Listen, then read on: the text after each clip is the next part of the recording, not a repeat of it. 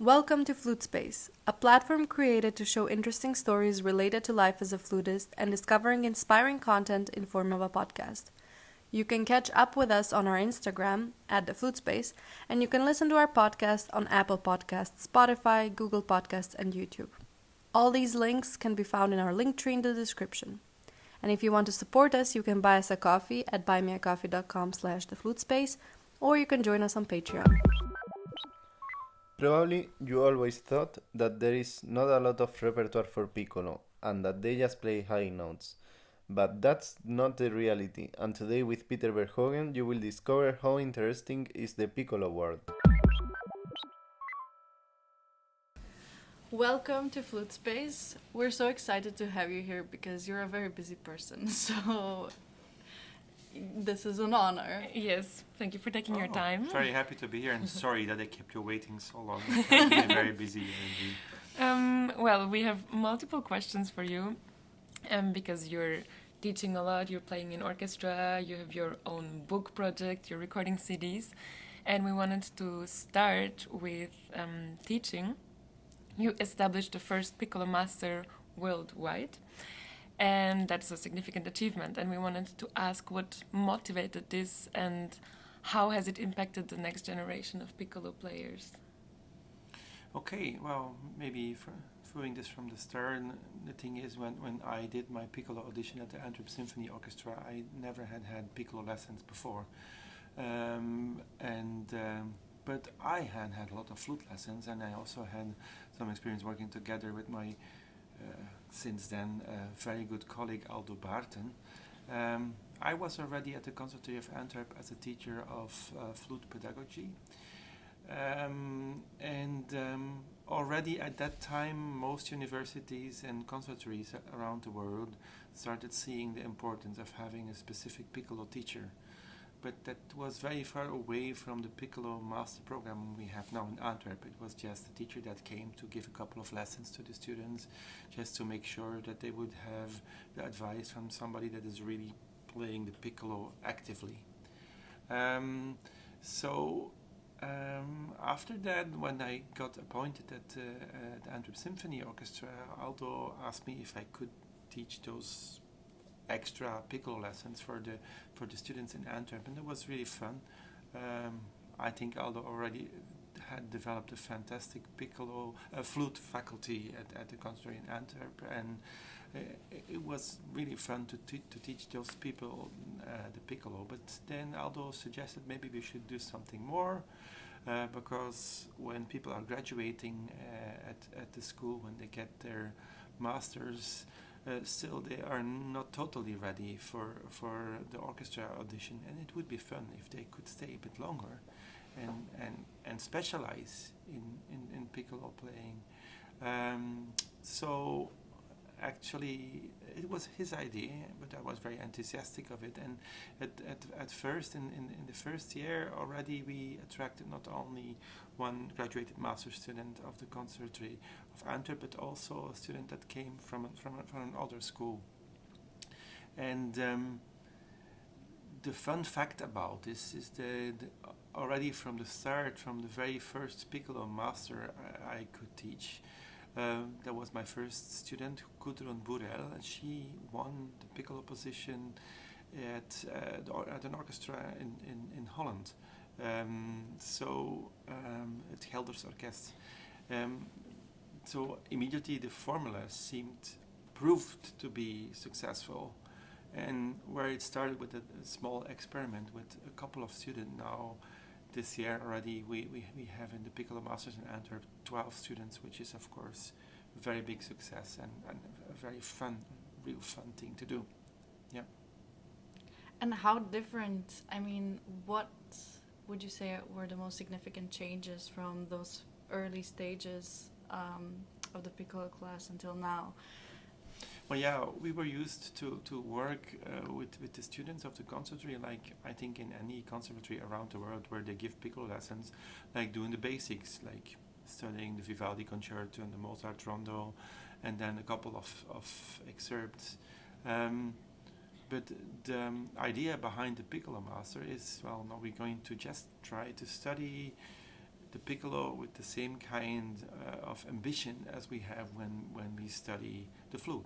That means that you also will have to play etudes specifically on the piccolo, that you also will have to present a concerto apart from the Vivaldi, but the real contemporary concerto like you could do when you doing your masters on flute. That we will try to find sonatas, which was of course not so easy to do. So that already was a sign that we had to take some extra steps. One of the steps was that I really very actively started asking composers to write pieces that would be suitable for this program. And my first commissioned pieces for the piccolo had that. I gave that specific task to the composers, like try to write something that is really like what can be called a piccolo sonata, not a bird piece, not a polka, not a folkloristic piece, but a real sonata. That's when Piet Swerts wrote Le Tombeau de Ravel, which is a very serious piece, like a real sonata for the instrument. And working with all those aspects together, and then recording my first recital CDs, which was actually also something that started in the Conservatory of Antwerp, because when I started giving the piccolo lessons in Antwerp, Stefan de Schepper was assigned as the class pianist, and we gave this kind of recital together, and it was a click immediately, and it is with Stefan that I could record these sonatas, and that was also like a very important element in the circle of things that led to the success of the Piccolo Master program. And well, maybe there's a very self-explanatory answer, but why a Piccolo Master and not a Piccolo Bachelor? Because in Bachelor, normally piccolo is played as a second instrument. If you're studying. Yes, well, it was the first step, and you could say like maybe developing a piccolo bachelor would be the second step, but I don't think so. And the reality is that you can educate people to be able to play a piccolo recital, and that you can educate them to hopefully do well at a piccolo audition in an orchestra. But you can hardly make a living as a piccolo specialist with a bit of affinity on the flute. Mm-hmm. I think every piccolo like in the professional scene should have excellent flute skills. And although like students now tend to study for a longer time than when I was at the conservatory, I think we cannot expand the music studies for 15 or 20 years. I think it would not be such a good plan. Well, you can, of course, but then the normal structure with postgraduates and research stuff, and maybe even having a doctorate. Yeah. As a piccolo being player, a forever student. there are some plans to do that. But it doesn't go together with the bachelor, because I think the general skills that you learn during the bachelor program, when you study at the Antwerp Conservatory and you're in the bachelor, you will start having some piccolo lessons too. Maybe not in the first year, not even in the second, but before you get your bachelor, the conservatory makes sure you have some elementary piccolo lessons, so you have that's in the package. And they're great elementary lessons. They're with Anke Lauwers, who's your assistant professor. Yes. So Anke was not the first student at the master program. I think she was the third student. She was one of the first ones. Well, but still quite in the beginning. The big successes of the program in the early stage were, of course, some of my students winning orchestra audition. But then we tried to find out if there were any piccolo competitions, and we found out that there was actually at that time only one, but the big one at the National Flute Association convention. There's every 2 years a big important piccolo competition, and when Anke just finished her masters, she prepared for that competition, and she got the first prize at that competition, which was also like a very important sign that it makes a difference for flute players to really take the studies seriously and study it intensively and have the lessons, it's a path to success, I think. Yeah. And you also worked closely together with Anke Lauwers for your book, Peter's Piccolo World. Yes. And we wanted to ask, how was the process of writing it? It was a very long and painful process. About the painful, maybe I'm exaggerating it a bit.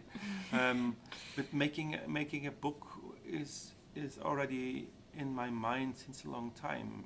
And actually, I had ambition of making several books.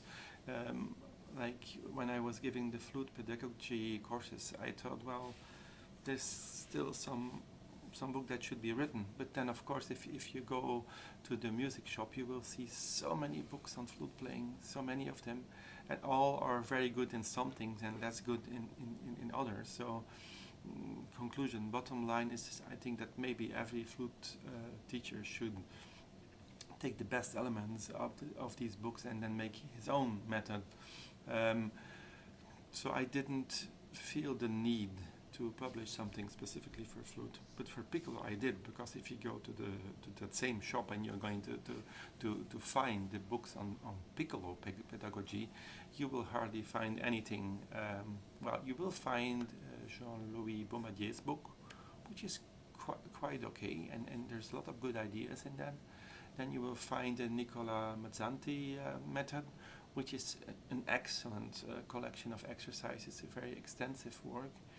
And then you also have a British publication. Andrew Lane wrote a book on piccolo playing, which is quite theoretical, but has also really nice ideas. But there I really had the feeling that I could contribute to the flute and piccolo community, like putting all my ideas together in a book.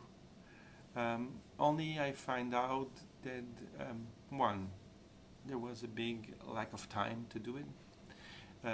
Second, I found it important to reflect on the things I wrote, because whenever you write something, you realize that some other teachers might think or write completely the opposite.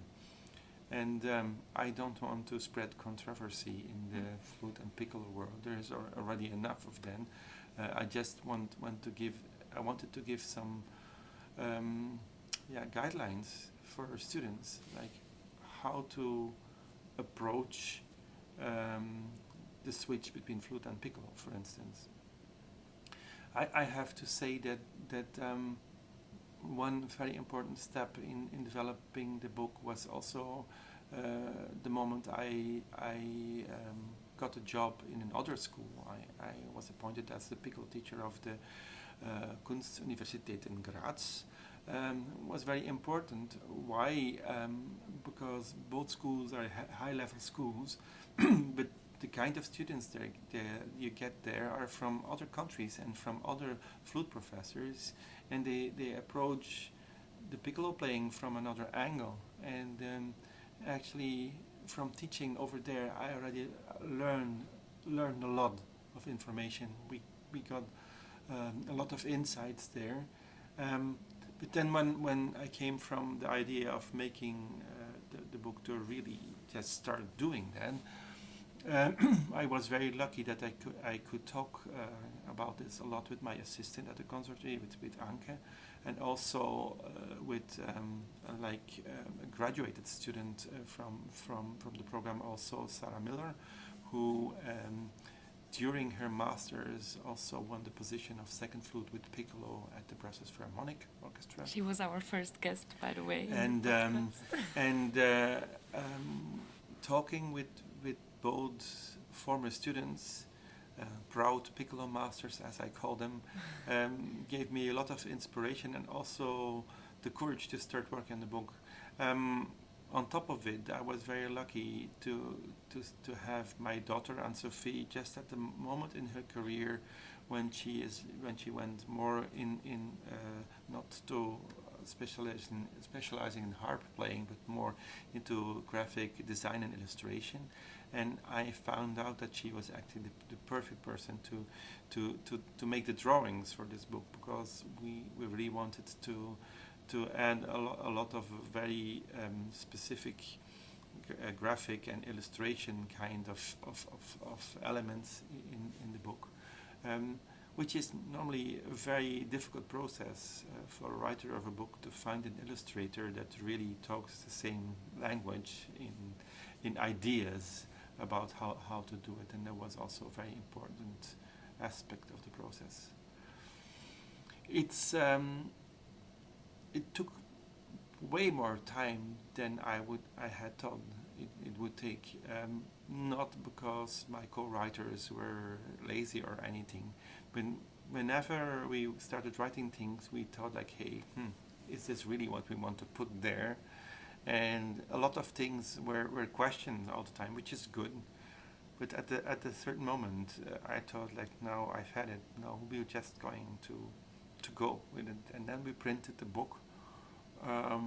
First, we printed 50 copies, and then we printed 200, and now I think we already have 1,000, and they are practically all sold. So actually, apparently, it's a big success, and I'm very happy with it. Well, the book is great. We know it. We will link the link to order to it your website and to order Yes. it. Of course, we will share in it. the description of the episode. Yes. And do you maybe plan also a second book already? Well, the second book should be there because we split it up in some elements, articulation, sound production, intonation, vibrato, expression. And then when we put all these elements together, Sarah, who took like a quite important role in just keeping the overview of the publication, she came to me and she said, yeah, well, the book is going to be too extensive, it's going to be too much. And then we decided to already conceive the publication in 2 volumes. So I think the first draft of the second book is almost ready now. Then we will have to start reading again. And then we will still have to record the videos because the book also works with some QR codes that are linked to videos. We will have to record the videos, and then I had hoped before Christmas, but I think it's going to be before summer. Next summer, the second volume should be ready. That's Okay. super exciting. Yeah. Well, what gives you motivation and inspiration to teach? Because you have so many students at KCA, in Graz. Yes, FSB. I have too many students. It became somehow some kind of an addiction, which I have to watch out for. Because, but also, yeah, it's quite a privilege, I think. Because if you think the role I have now, I'm the lucky guy, right? When people start doing the Piccolo Masters, they already got a master very often from brilliant teachers. I get students from Aldo, I get students from other programs in Europe, and they already got their masters, which means that they already have a lot of skills. At the other hand, I told you also I have people coming from very different schools too, so they are very, very inspiring actually. I think also when you have to do the job in the orchestra, or when you have again the privilege of doing the job in the orchestra, it's very important to reflect on the piccolo playing. And when I would be practicing the piccolo for myself for 4 hours a day, I think I would get stuck into my own problematics and even not seeing the solutions for it anymore. But when you can work on the same subject and see the same orchestral excerpts that you have to play in the orchestra, you have to help people preparing for it, and you learn a lot for yourself too. That's one aspect. At the other hand, I think seeing young flute students, like at the moment where they will have in their career to take like the final decisions, like this is what I'm going to go for. it gets more from it changes from teaching into coaching, and I think coaching is maybe even more fun than teaching. It's about um, finding your priorities, what you're going to do the best, how you're going to work, how going to plan. It's about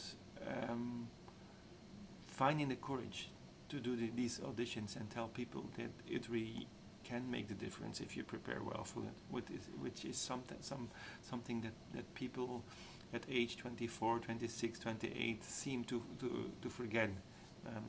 I feel there is unnecessary negativity in the world as a whole, but specifically in culture and in music education. And I'm really having a lot of fun helping students, like finding their way into that kind of situations. So it's an addiction, but very often I find that when I have a 5-hour rehearsal at the orchestra, first 3 hours I'm totally excited, and the last 2 hours I'm getting a bit tired. I think that happens to everybody. I arrive at the Conservatory of Antwerp really tired, but working at this level actually gives me a positive energy back, and sometimes I'm more awake After. at 8 o'clock in the evening after the teaching That's really than good. before I enter. And yeah, It's well, like I coffee have been shots. I have been very lucky in life. I got like plenty of opportunities to do things, and I got also some choice to do other things in life. But I really find out that is the kind of job that gives me the most positive energy. Well, we were talking already a bit. No, you spoke a bit about it, about auditioning, which is a big topic, I think, for all young musicians. And we wanted to ask, well, because you have a lot of students currently auditioning for orchestras, and did you notice any change between the system now and the system back then when you were auditioning?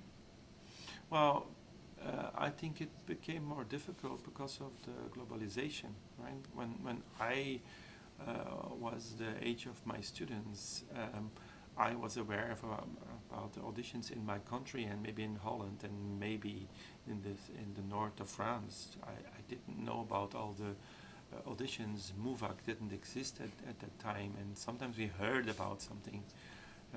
I remember that for me it was quite spectacular to read about the Chicago Symphony Orchestra audition, but it was some kind of an exception that some orchestras really opened up world. And talking about choosing piccolos, what characteristics or qualities do you prioritize, or what should you pay attention to when you choose a new piccolo, when you're trying one? I think the first contact with the piccolo is very important. If you have this affinity with an instrument and you fall in love with an instrument, it's the first thing. And then after it, you have to watch out, because a lot of the piccolos you could fall in love with have deficiencies that can seriously bring you in trouble when you have to go to play in the orchestra. When some of the main topics there when choosing a piccolo are the octaves. Some very beautifully sounding piccolos have very out of tune octaves, so you really have to check them thoroughly also with your tuning machine before you choose a piccolo. And then you have some specific things like the ability to produce the high B, which I found is still something that a lot of piccolo builders didn't manage to resolve that problem. And if you have a fantastic piccolo but it cannot make that note sound, then you shouldn't buy it, unfortunately.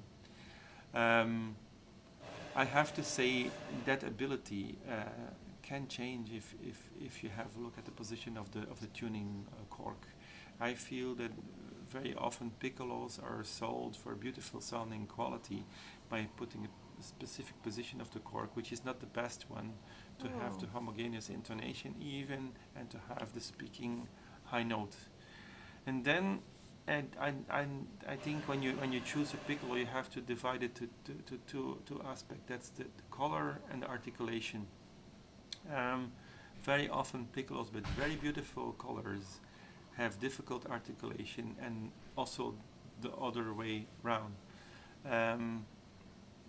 That goes very often together with the difference between a wave and a non-wave head joint of a piccolo, which is also like an ongoing discussion with piccolo players at high level in the piccolo community, because, well, some professional piccolo players say like the wave is not for professionals, it's just an easy way to play the piccolo well. But so many people, professionals, play on wave now. I think even in Europe, more people play on a wave than non-wave. But the problem is, of course, if for yourself you have played on a non-wave piccolo for 5 years, like a cheap piccolo, and you want to buy a professional instrument, you will feel very uncomfortable to make that switch. And that also goes to the professional people that might go there to help you. That's, at the other hand, something I'm always tell to people: when you want to buy a piccolo, just take a professional player with you, because otherwise you will fall in love with the beautiful color of the wood, or maybe the gold keys, or anything, and you will buy that piccolo and come home and realize that you bought something that is really not efficient for the work you have to do. I have to say that when I go to a flute shop and I play on 10 flutes, there's 8 flutes that are really okay. And when I go to test the piccolos, I only see out of 10 piccolos, maybe 2 piccolos that are okay. So that's also because even flute repair people, when they check on a flute, they can get it to a certain level and it's going to be okay. But the miniature work you have to do up a piccolo is very often not done to perfection. And then maybe there will be a piccolo that's fantastic but not perfectly regulated. Mm-hmm. That could be much better than the one that is perfectly regulated, but for the rest doesn't have any colors or intonation qualities to prove. And does that have, can you improve that by going to the right person for repair and that they regulate it? Well, yeah, we have an enormous problem with flute repair. I find only a few people really can work on a piccolo to perfection. Like a lot of professional flute players will say, like, yeah, I prefer not to play on the piccolo because it's not my thing. I also know some repairmen that specifically say, like, yeah, I want to check on your flute with the piccolo, I will stay away from it. So I can count the good repairmen in Europe for piccolos on the 5 fingers of my hand, which leads to the fact that very often you have to send your piccolo somewhere, which is a big problem too, because the delivery companies, I had very bad experiences. Once my beautiful piccolo was just delivered in the garden, and while it was snow and ice. Can you That's believe it? insane. So you have to always make a compromise, like what I'm going to do. If it's a small repair, I would say go to somebody close, but stay there while the repair is done. Mm-hmm. And if there's something more important to do, I prefer to Anton Braun to have a look at my Braun piccolo, and Jim Keefe and Janet from Keefe to have a look at my Keefe piccolo, and Lillian Burkhardt from the Burkhardt company to have a look at my Burkhardt piccolo. And Yeah, straight to the Bulgaroni, source. the people in Italy, just to have to look at it, and that is possible. I have the greatest respect to the people who make the piccolos. Actually, I was very lucky to be able to visit all those companies. I have seen these people, and it is miniature work. Piccolo companies are small companies too. They mostly don't have. They have not more than 10 people working in the same factory, Wow. working on those instruments. That's for good reasons, and the orchestras, they try to find the best possible people to play the piccolo in the orchestra. In the companies that make the instruments, there's also they are looking for the best possible people that can do this precision work.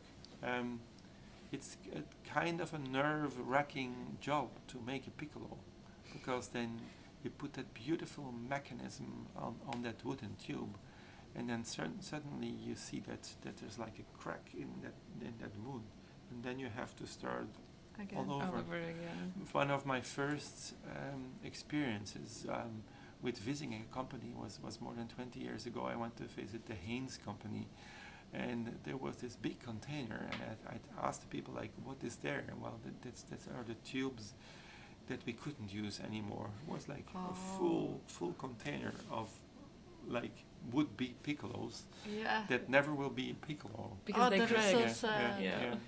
So that is of course an extra element well, there's some wooden flutes now too on the market that is specific for piccolo repairs. You have to work with the wood, and when you have a new piccolo, maybe the wood will just get a bit bigger or smaller, and the mechanism will have problems to adapt to that. So being a It's- piccolo repair it's- person, it's an open market. You need a steady. Well, Kind I of actually surgical. think it would be best if some people that have an affinity on doing that and that can play the instruments. Of course, because you Develop have a to career as understand repairman. Yes. the instruments. I mean, I Yeah. don't imagine Yeah. someone who Yeah. sells carpets goes Yeah. into Yeah. piccolo Well- repairing. Well, I went to see some of those flute companies in Boston this year. In the beginning of 23, I visited some companies too. There are some people that come from like totally other branches of industry, and then they have to learn to construct, for instance, a metal flute, and just work with gold, for instance.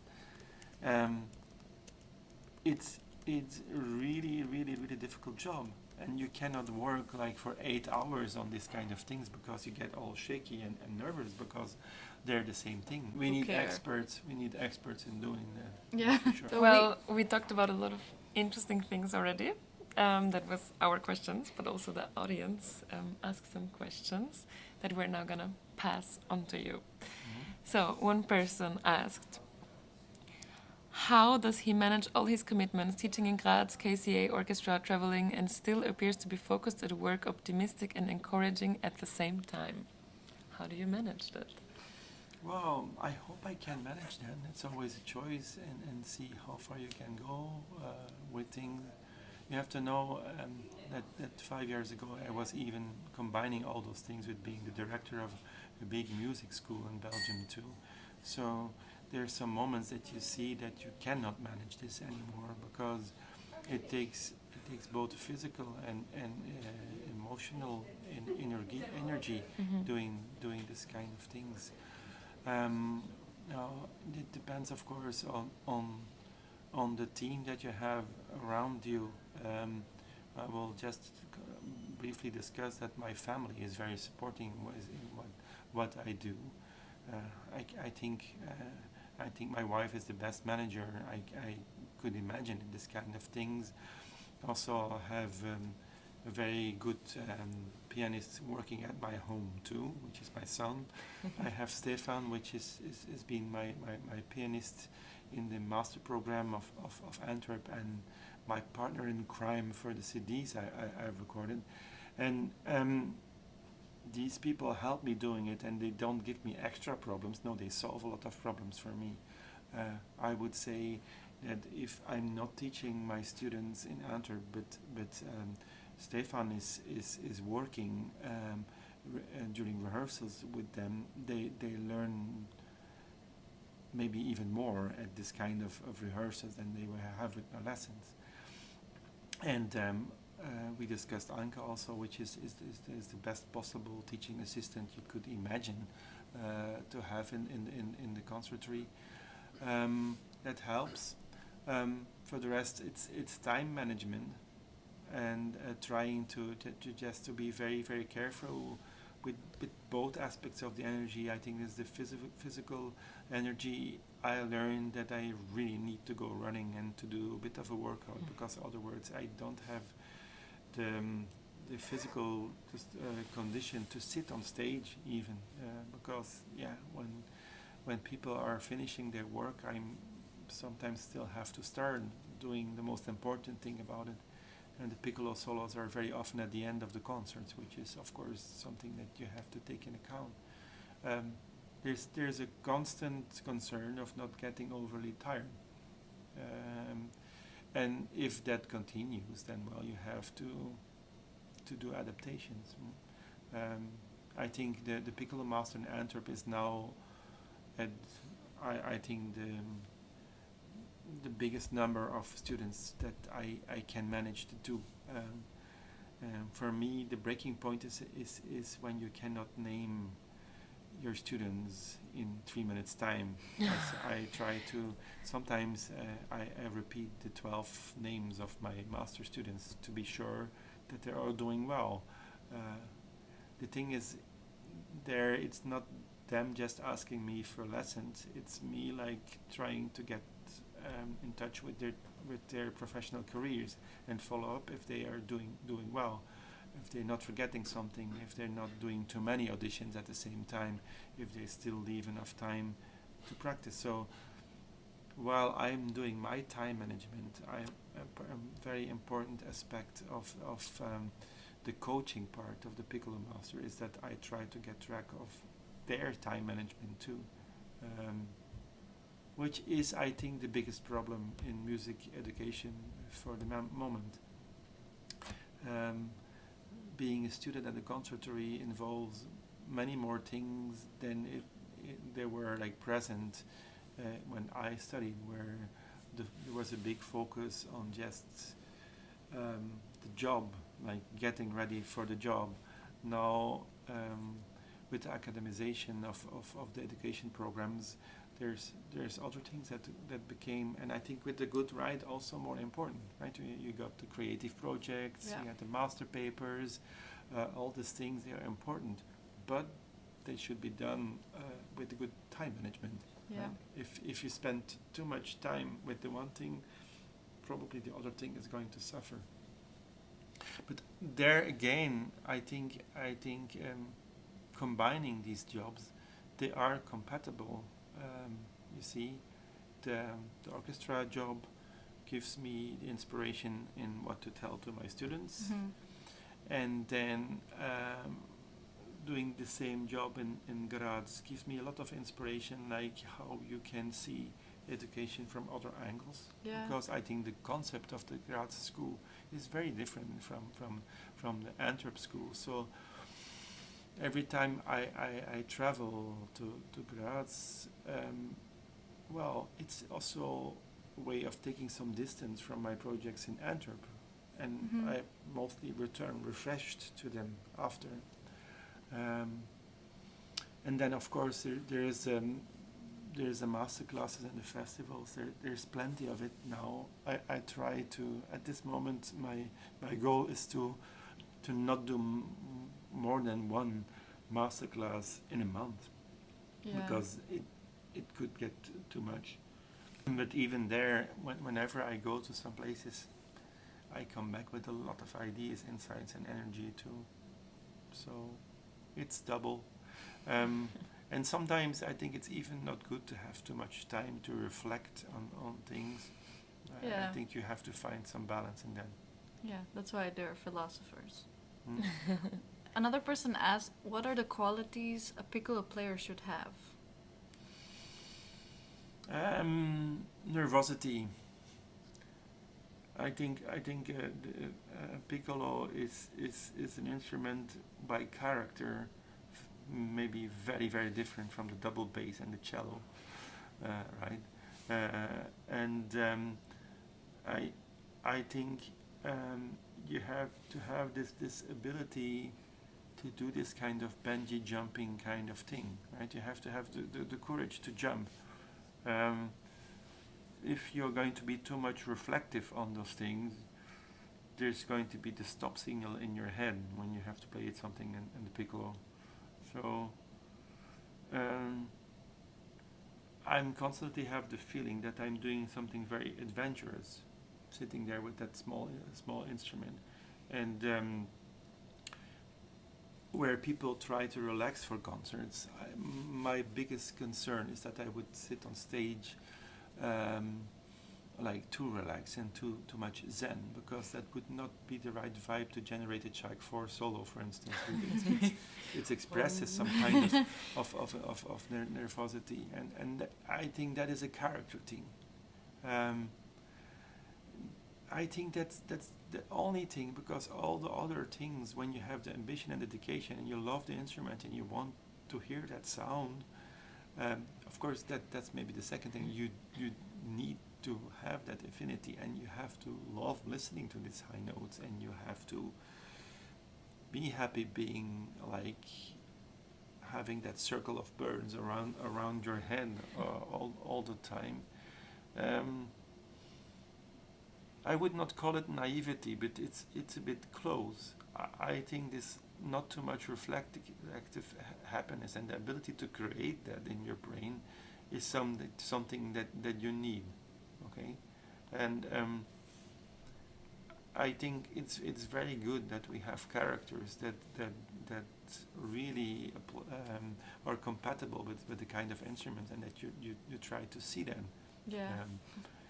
If I see Carla Rees, for instance, who is a brilliant player on the bass and the alto flute, she wrote a beautiful piece for the piccolo, but I didn't see her performing a lot on it. And when we have a coffee together, I think we have a lot of admiration and respect for the job we do, but it's very obvious that we have this kind of more like relaxed and meditative kind of person. And Clearly while an alto I'm flute. very upset about things and telling like we need to quickly do that, she's like, okay, but I will think about it. It's a character thing. For the rest, yeah, you could talk about embouchure and fingers.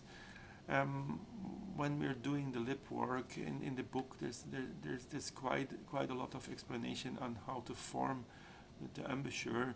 You might think, yeah, like some people might have better lips to play the piccolo well, but if I would design the most difficult lips to play the piccolo, I would be talking about mine. So yeah, when you are really like ambitious on playing it well, you will overcome those technical problems. Another person asked, what is your favorite piccolo concerto?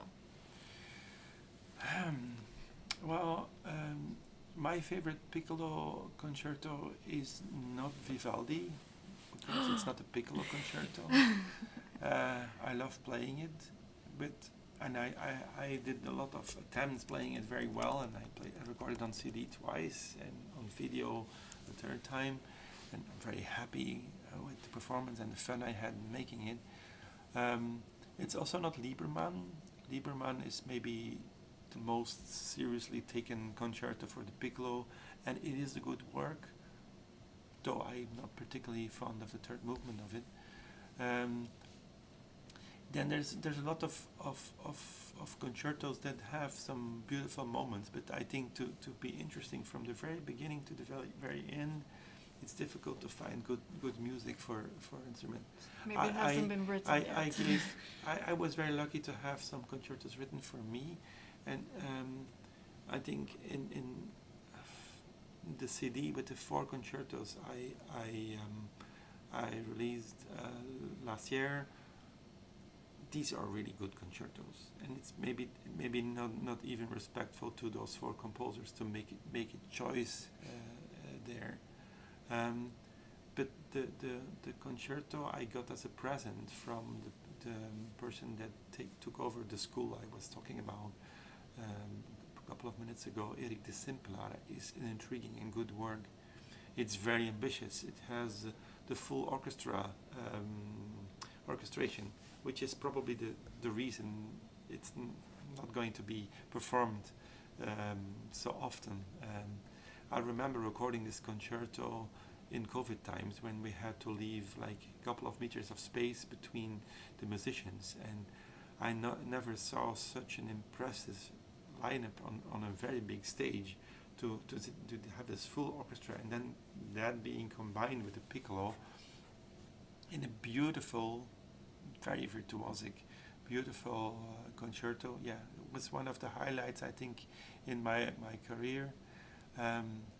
Probably I'm going to be able to play the Jonjo C concerto a couple of times next year. It's looking good. Very happy with that concerto too. That would be my top two at the moment. But I should mention Robert Grolot, who wrote a concerto for me already more than 10 years ago, I guess. And that's also like a super interesting composition. So it's a top three. So we have to listen to your CDs. That would be good. Yes. You have to have some courage to start to do the critical listening. But I think there's quite a lot of good moments in those concertos. Yeah. Thank you so much for sharing. So we're slowly coming to an end, but before the end, we always ask our guests fire questions. So we will ask you 3 fire questions. Mm-hmm. The first fire question is, where would you go for a vacation? Oh, but definitely Switzerland. I'm a big fan of the mountains, and Very clear hiking answer. is a thing for me, yes. Dead or alive, which composer would you like to have a glass of wine with? Ooh, fire question. Ooh, I will be very slow. I'm so happy with Camille Saint-Saëns. Yeah, I really find that whatever I hear from him, I want to play it too, even if he didn't write it for my instrument. Yes. For sure, he would decide to write one for you if you had a glass of wine Yes, with him. and some CD with He found the adaptation. best way of writing the birds, like the Volière. It's just the best way to describing a bird. So yeah, it's my favorite. A lot of melody and a lot of fun and a light style of composing. Yeah, I think he should inspire our contemporary composers to write music that has that kind of vibe. Nice. And the last fire question is, what soundtrack would you choose for your life? If I go for emotion and if I want to cry with music, I always listen to Rameau music. Yeah, the suites he has written are so full of emotion, but already written so long ago that it really, for me, it brings music to another kind of emotional level. Well, thank you so much for answering all of our questions. And for giving us insights in all It's your a pleasure. projects. I'm very happy with the project that you're putting there. I think our community, flute and piccolo community, needs this kind of project. So I'm very happy to cooperate. Thank you. Thank you.